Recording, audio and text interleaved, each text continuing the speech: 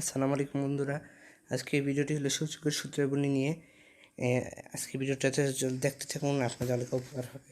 1 নম্বর সূচকের সূত্রাবলী হলো a/m into an সমান am plus n।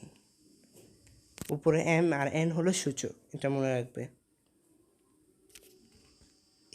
am plus ভাগ an সমান আসবে am মাইনাস n। গুণ থাকলে হবে যোগ, ভাগ থাকলে হবে বিয়োগ, এটা সবসময় খেয়াল রাখবেন। তৃতীয়টা হলো am হোল n সমান am n, দুটা গুণ হয়েছে সেজন্য একসাথে বসে পড়ছে। 4 নাম্বার হলো ab m, এটা দেখেন am bm bm, দুটার উপর এমটা সূচক এমটা গুণ হবে, এটা সবসময় হবে। স্কোয়ার থাকলে স্কোয়ার গুণ হয়।